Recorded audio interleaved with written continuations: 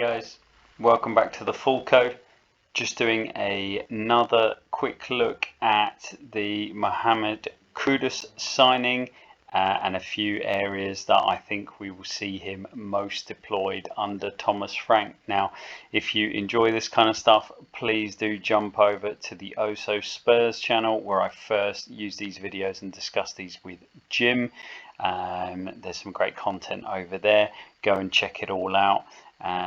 We definitely had a good time discussing this potential signing, but now we're absolutely delighted to have Kudus signed, sealed and delivered. All the official announcements have been made by the club on the official channel, so we can jump into this with complete confidence that we're not just about to be gazumped by Chelsea or anything like that. So very much looking forward to having a player of the profile of Mohamed Kudus and his ability coming in. He definitely raises the level of the first team, certainly as a take-on specialist and somebody who is going to progress the ball at feet. So the two ways I think we will most see Kudus playing under Thomas Frank is going to be on the right hand side as a wide forward, so he's a left footer, and I think he will play on the right hand side of a 4-3-3. And I also believe that Thomas Frank might deploy him as a number 10, which we'll look at in a second. But let's have a look at the 4-3-3. You can see my team set up here. We've got the 4 across the back. Let's not forget the goalkeeper, of course. I think we will deploy a narrow 3, and I've said this a few times because I believe this is the way that we will be able to generate rotations. It's much easier to do it if you play with a narrow 3 that can rotate freely, and I think they will all have differing roles depending on who the 3 that play in the midfield are. And then here you can see the front 3, of which Kudus is playing on the right hand side.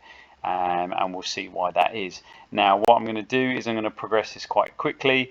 I'm not going to do a version where we play through the phases and we use the midfield to get position on the right hand side. I'm going to look at a quicker break forward, so moving the ball forward very quickly to try and isolate Kudus against the fullback. And one of the things you can see here with that black arrow is that I am looking at this with the point of view if the fullback who he's up against does step out, I think we might be looking to free Kudus. He's very explosive, he's very dynamic, he's got good pace. I think if somebody tries to get tight and times it wrong, we are going to try and flip him in behind. This is the kind of thing that I believe Thomas Frank will be quite pragmatic about. So we've seen here the fullback, someone like Pedro Porro, who has great delivery, has played the ball forward quickly. Kudus gets the ball to feet now. He has options at this point in time, and what I'm thinking about is going to be that yellow shaded area. So this is isolating the opposition player, playing 1v1, which is where Kudus really excels, and he's going to have the option of going either side. So that's those two black lines. He can go on the outside, and that's what I've chosen to demonstrate in this particular graphic, or take on the inside. So if he takes on the outside, you're looking at him driving towards his right foot, which is his least favoured foot, but he's still very good technically. And then the idea being that he moves towards the byline and then makes a decision on the type of delivery. Now, I would argue that from what I've seen, if he does go on his right foot, if he does go towards the byline, the delivery will be of a simpler nature. So we're going to see something quite similar to what was done under Ange Postecoglou. Whereas if he comes in, we'll see something slightly different. So let's roll this on a little bit and see how it takes place.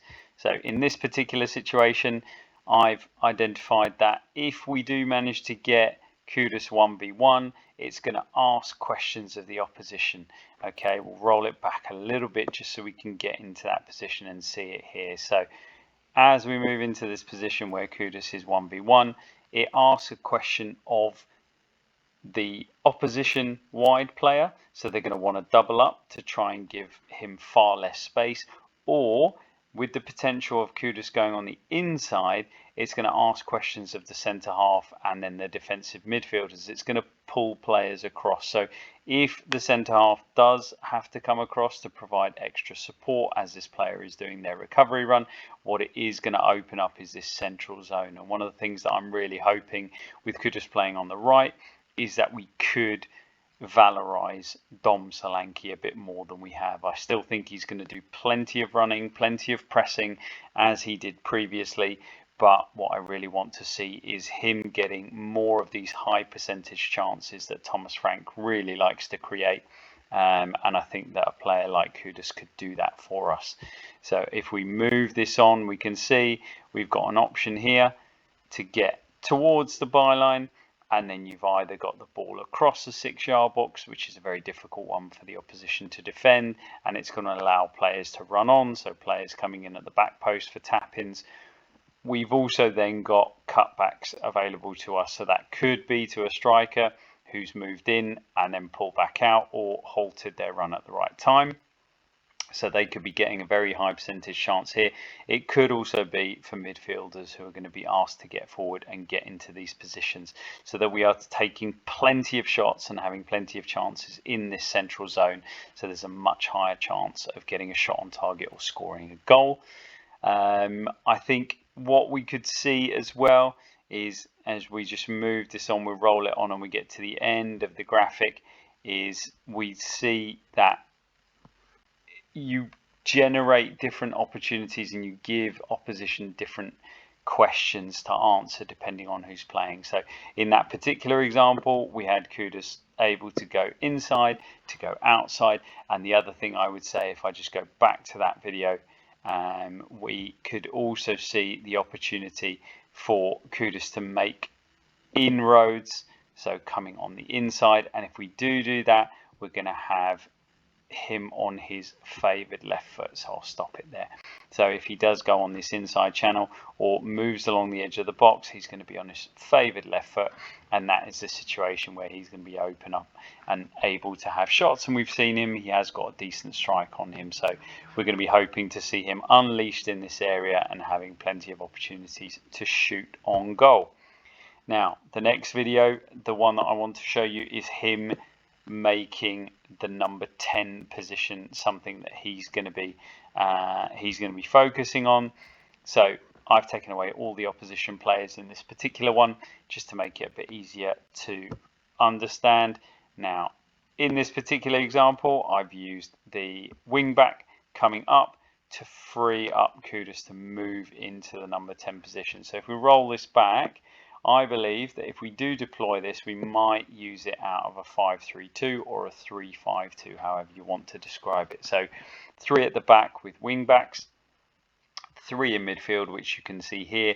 I still believe Kudus will play on the right hand side. I don't think he'll move into that central role, and then 2 players up front. So whether that's 2 out and out strikers, so to speak, or it's a central striker and then a number 10 who's playing in and around the striker and then getting up when we get good possession and good field position. So I think that Kudus is going to have opportunities playing out of a back 5 to come into the middle and to really operate in that number 10 role as he does for the national team of Ghana. And so if we just stop it here, you can see that Kudus is moving into a position where he's going to be able to interact with other players. Okay, so you can see that as we move it. I've left that little green triangle, keep your eye on that. That little green triangle is him coming in and playing, so narrowing off with these players, whether it be one of the strikers, with the 2 midfielders, whoever it might be. It could be any one of these players, but creating overloads, creating rotations, coming in and then giving opposition players a problem. So whenever the opposition is set up to mark zonally, this is the kind of thing that is going to ask questions of them. How disciplined are they? How concentrated are they? Are they going to follow their players? Are they going to have the confidence to go all the way in? If he's driving inwards, whether with or without the ball, is the opposition left-sided player going to go all the way in? Are they going to try and pass him off to somebody else? And in that moment, are we going to be able to create a bit of space or a gap or a hole to do something with the ball? So This is where I think he'll drive inwards and start to interact, and this is a start of him being deployed in a more number 10 style role. And then if we play this forward, you can see that he continues to come in, and you can see the movements of the other players. The defenders move into a more orthodox back four because we've thrown one of the wing backs up. So this player has lots of opportunity. We could be bouncing the ball in and back out to this player to then deliver or drive or do anything they want to do with it. As I've said in previous videos, players crashing the box, so players getting in there so we get numbers into the box, play quickly and then try and destabilize the opposition. You've got the 8 in this particular scenario, it doesn't matter who it is, but whoever the player is, they're in there to play and to interact with the other players to progress the ball, but also to provide a bit of cover if we do give the ball away. And the reason I think we'll deploy a back 5 in situations where Kudus might end up in the number 10 is because he is a ball carrier, so he's more so with the ball at feet than he is playing passes, and so I think that he will look to take players on. He'll look to beat the first man in midfield, which then creates gaps for others, and if that is the case, there are times that the ball is going to be given away, and then if you've got this kind of stable back 4, or you can even throw one of these players in and you've still got a back 3 in position and then more players to congest this area for the counter press, you give yourself much more solidity and much more cover and opportunity to both recover the ball and delay the opposition for your returning defensive runs. So that's what I think will happen, and then we'll just play it on a little bit. And so here we go, it's just moved on to the next video. If we move it all the way on to the end position here, you can see that Kudus finds himself in that more traditional number 10, and then we've got our 2 strikers moving up here, and then wide forwards and wing backs getting forward as well. So opportunities for balls played through in between the defenders and in between midfielders, and maybe in this position it's not quite so easy to provide crosses, so you will be looking to interact with other players who can provide width. Or the final thing that I think will happen is not just being able to use this player to bounce balls out there, but this player on either side could then get into that lovely half space that Thomas Frank really enjoys, and be able to provide crosses from there as well. So you're creating overloads. If you've got 2 players coming out here, you won't normally allow the opposition to double up on you. They'll each have 1 player on them, and then that starts to drag players over and create other gaps. And again, that's the situation. You want players making really good decisions, getting in there, beating the first man, and then laying the ball off into dangerous areas to create lots and lots of chances. That's what we're hoping for. That's what we want to see from Thomas Frank's side. Let me know what you think. Mohamed Kudus playing on the right in a 4-3-3. Obviously, you could also do that in a 4-2-3-1, or coming inside and playing as part of a 5-3-2 or 3-5-2 and playing more of a number 10 role and taking players on in more central areas.